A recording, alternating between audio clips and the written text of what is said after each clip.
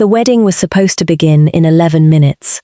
300 guests were already seated beneath crystal chandeliers and white roses. The orchestra had already begun. The bride waited at the top of the staircase in a custom silk gown worth more than most people's homes. And the groom was gone. Not delayed, not missing, gone.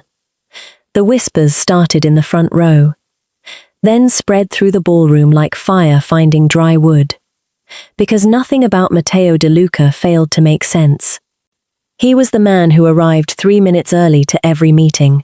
The man whose enemies planned their lives around his schedule. The man who believed punctuality was another form of power. If Matteo was not standing at the altar, something impossible had happened. Or something far more dangerous. Outside, a black armored sedan moved through the old district. The driver glanced into the mirror. "Boss, if we leave now, we'll still make the ceremony." Matteo did not answer. His eyes remained fixed on a single sheet of paper, folded once, creased at the edges. A resignation letter. One sentence. "I'm sorry, I can't stand beside you while this happens." No explanation. No signature. It didn't need one. He knew exactly who had written it. Isabella Moretti. The one person who had never walked away from him, until today. "Boss." The driver tried again. "The families are waiting." Matteo finally looked up. "Turn left. That's not the venue." "I know." The driver obeyed. 10 minutes later, the expensive buildings disappeared. Polished streets became cracked pavement. Luxury gave way to survival. The car stopped in front of a small weathered house, squeezed between two abandoned buildings. Matteo stepped out, still wearing the suit tailored for his wedding, still wearing the ring he had not yet placed on another woman's finger. The front door was slightly open. His instincts sharpened. His hand slipped inside his jacket. He pushed the door open. Silence. Too much silence. A broken lamp. Shattered glass. A chair on its side. Then blood. Not everywhere. Just enough to tell him someone had fought. He moved deeper into the house. Then she appeared, standing in the kitchen doorway. A pale dress stained with blood. A cut above her eyebrow. One hand wrapped in a kitchen towel already turning dark red. She looked exhausted, but strangely calm. When she saw him, she did not look surprised. She looked relieved. "You shouldn't be here," she said quietly. Before Matteo could answer, a man's voice came from the corner of the room. Matteo turned. Everything inside him stopped. A man sat, tied to a wooden chair, bruised, older, grey at the temples. But unmistakable. Luca Ferretti. The man Matteo had mourned. The man everyone had buried 6 years ago. Alive. Matteo stared at him. He had seen the body. He had stood at the grave. He had spent 6 years believing Luca's death had destroyed his younger sister. Now Luca looked directly into his eyes. "They lied to you, and they're about to make you marry one of them." Silence swallowed the room. The wedding no longer mattered. If you have ever watched someone choose loyalty over love and pay for it with everything, this story is for you. Welcome to Aurora Cinema Fiction. Stay with us. If this story moves you, please subscribe, like, and share. It means everything to this channel. 2 years earlier, on Isabella Moretti's 4th day as Matteo De Luca's assistant, she stopped him from signing a contract worth $80 million. The boardroom froze. Every executive looked at her in disbelief. She ignored them. She placed a single photograph on the table. This warehouse. Matteo glanced at it. What about it? It burned down 8 months ago. Silence. The investors exchanged nervous looks. Matteo slowly opened the contract again. The warehouse was still listed as the company's largest operating facility. He looked up. "Explain." Isabella slid another document across the table. The insurance claim. Another. The demolition permit. Another. A satellite image taken 3 days ago. An empty field. No warehouse. No business. Nothing. One investor stood abruptly. This meeting is over. It certainly is, Matteo replied. His security blocked the exits. 10 minutes later, the fraud was exposed. The company collapsed before sunset. As the executives filed out, Matteo called after Isabella. She stopped. You saved me $80 million. You would have found it eventually. I didn't. A beat. You did. That was the first time Matteo De Luca thanked anyone inside his organization. It would not be the last. 3 months later, someone tried to kill him. The sniper never fired. Because Isabella had cancelled his lunch meeting 20 minutes before he arrived. Food poisoning, she had said. There isn't any. There will be. He had gone home instead. At exactly 1:15, a bullet shattered the window of the restaurant where he was supposed to be sitting. Security searched for the assassin. Matteo searched for a different answer. How did they know where I'd be? No one had one. Except Isabella. She quietly opened his calendar. Only 6 people had access to it. Someone inside the organization had leaked his movements. For the first time, she realized the greatest danger to Matteo was not outside his empire. It was sitting somewhere inside it. She told no one, not even him. Because if the wrong person discovered she knew, she would not live long enough to prove it. And that was the moment Isabella Moretti stopped being only an assistant, and quietly became the only person investigating a conspiracy that had already begun to close around the man she loved. Isabella had not been surprised when he walked through the door. She had been waiting, not for rescue. For the moment, Matteo De Luca would finally be standing in the same room as the truth. While Matteo cut the ropes binding Luca, she crossed to the bookshelf. Reached behind the lowest shelf, pressed something hidden. A narrow compartment slid open. Inside sat 3 folders, a flash drive, and a worn leather notebook. Matteo stared at it. You built a hiding place. I rented this apartment because it already had one. She handed him the notebook. I found this 3 weeks ago. He opened it. The handwriting stopped him cold. Sophia. His sister. Every page belonged to her. Not business records. Not financial accounts. A diary. The final months of her life.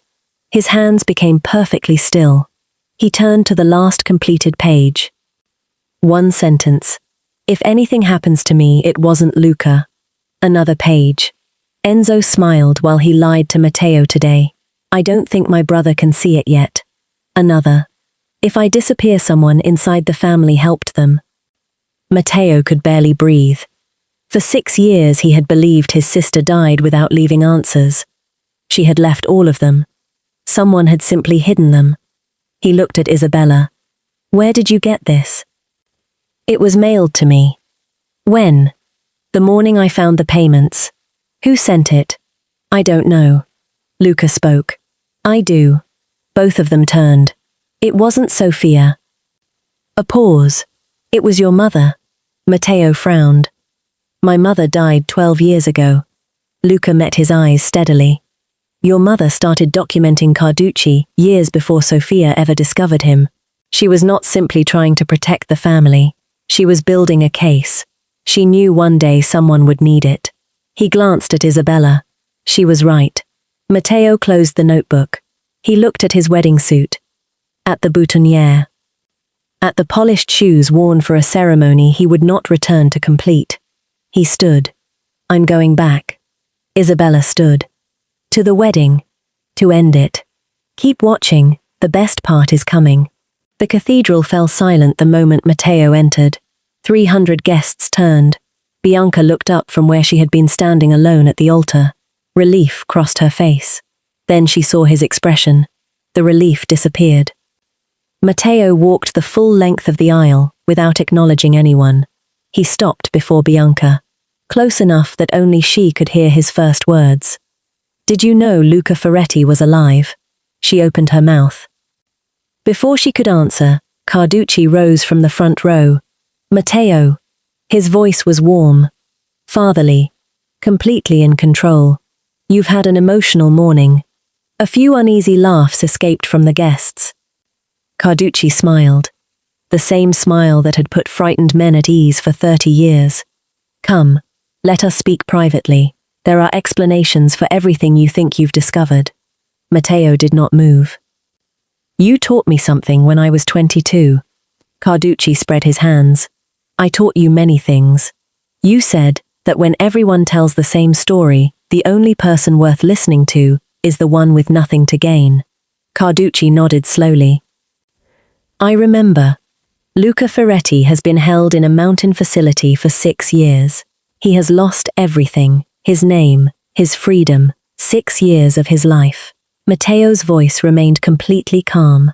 He has nothing left to gain by lying. The warmth in Carducci's expression did not disappear. It simply became a performance. The man is clearly. Matteo reached into his jacket. Every bodyguard in the cathedral tensed. He removed Sophia's notebook. He held it, where only Carducci could see the familiar handwriting on the cover. For the first time in 30 years, Enzo Carducci's eyes betrayed him. Only for a heartbeat. But Matteo saw it. Recognition. And something underneath recognition. Fear. You've seen this before, Matteo said. Carducci recovered immediately. I have never seen that notebook. You looked at the cover before you looked at me. Silence. The old man's fingers tightened around his cane. Almost invisible. Almost. Matteo turned to face the 300 guests. My sister kept records. The room became perfectly still. She discovered crimes being committed inside my own organization. She wrote names, dates, payments. She documented everything. He held up the notebook. And the last man she met before she died is standing in this cathedral. A murmur rolled through the room. Politicians looked at each other. Judges shifted in their seats. Business partners studied the floor.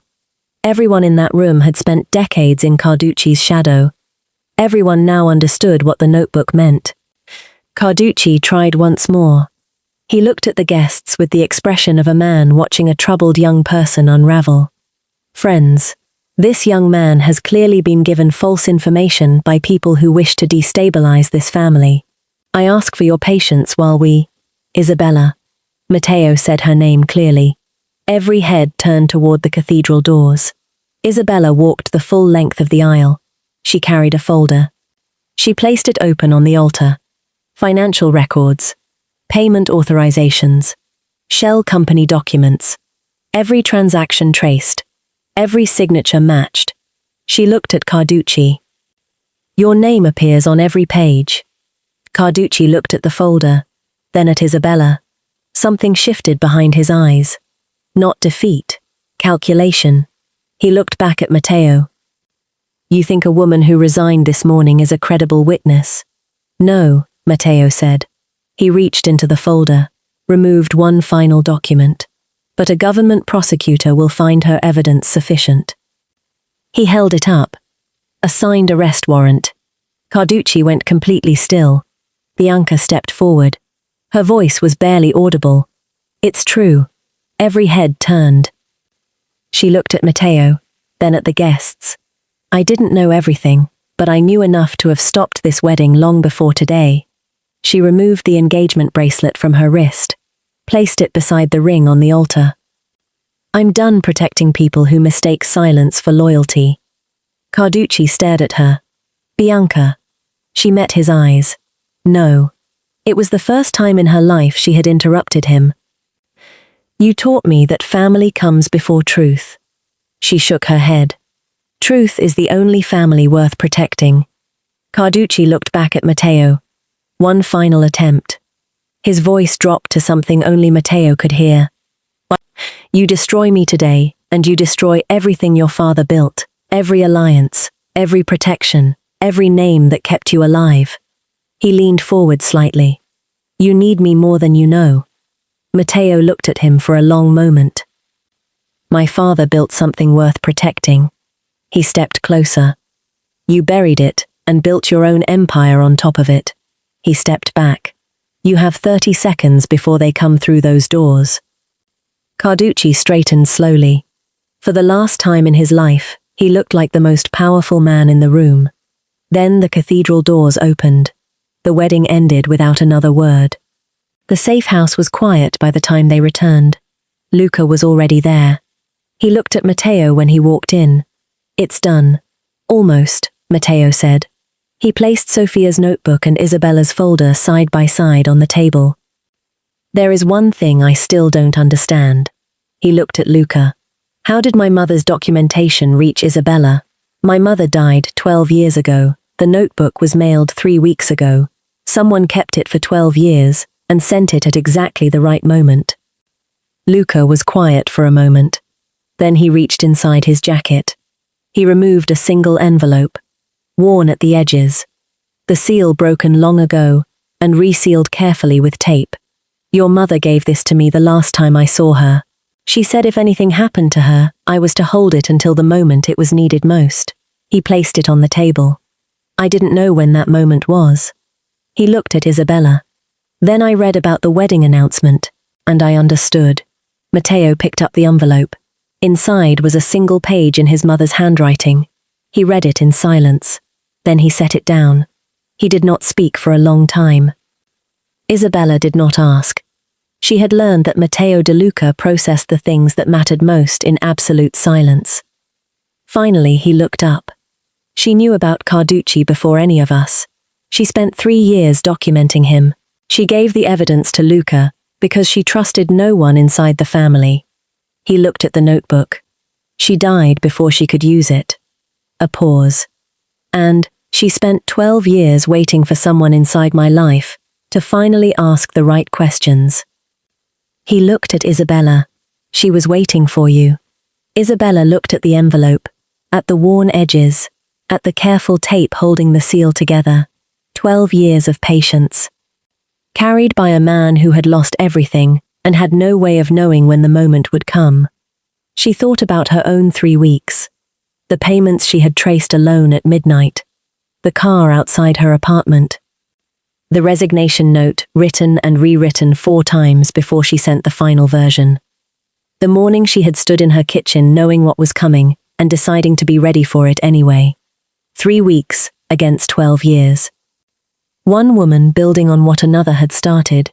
She looked at Luca. "She trusted you with this for a long time." Luca looked at the envelope. "It was the only thing she asked of me." A silence settled over the room. Not heavy. The particular quiet of people who have carried something difficult for a long time and are finally in the presence of people who understand the weight of it. For the next 2 days they worked without stopping. Every payment traced. Every signature matched. Every hidden account connected. When the file was complete, Matteo made one call. Not to his soldiers. Not to another family. To the authorities. The arrests began before dawn. Warehouses raided. Accounts frozen. Trafficking victims found. Carducci's closest allies disappeared into police vehicles before they understood the war had already ended. Luca Ferretti walked into the courthouse a free man. Every charge dismissed. Sofia De Luca's investigation became public record. Her name restored. Her courage finally acknowledged. On the evening of the 3rd day, Matteo sat alone in the safe house. Isabella had gone to collect what remained of her belongings from the apartment. Luca had already left for the first night in 6 years he would sleep without looking over his shoulder. The city moved outside the window. Matteo sat with Sofia's notebook in his hands. He had read every page twice. He had not cried.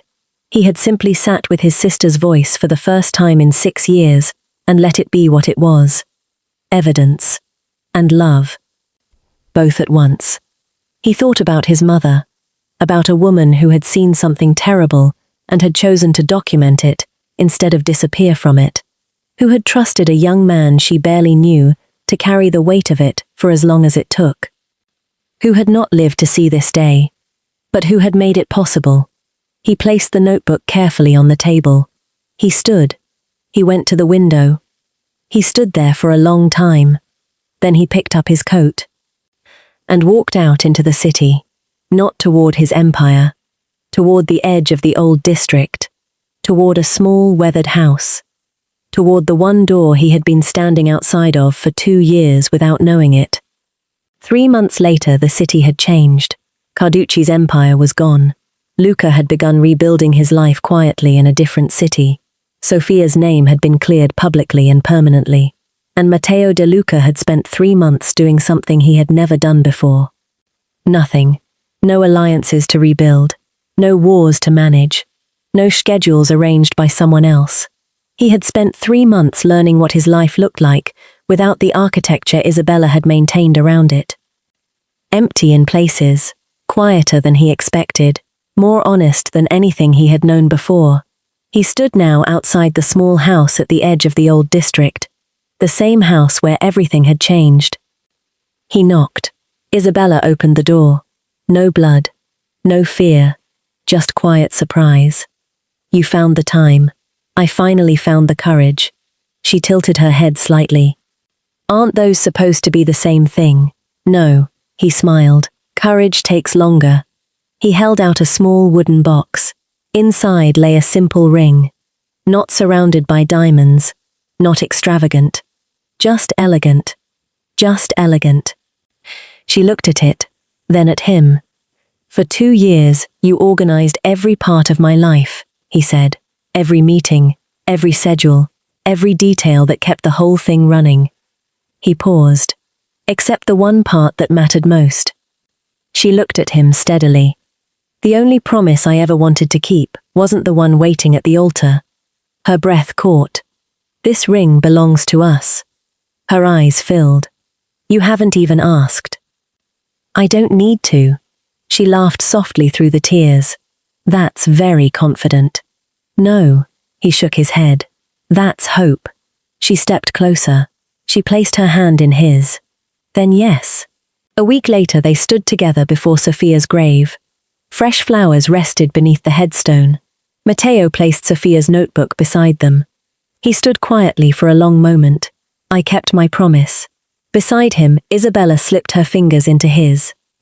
Neither spoke for a while. The morning breeze moved through the cemetery. Matteo looked toward the city below. For years, I believed power was knowing who to trust. He glanced at Isabella. I was wrong. She smiled. What is it then? He squeezed her hand. Power is recognizing the one person who never asked for it. They walked down the hill together.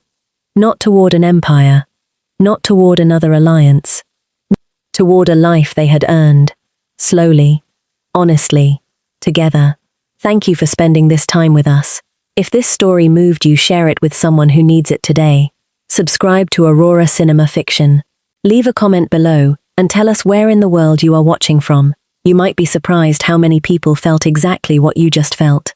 And remember, every story we tell is made with one purpose: to make you feel deeply and remind you that love in all its forms is always worth fighting for.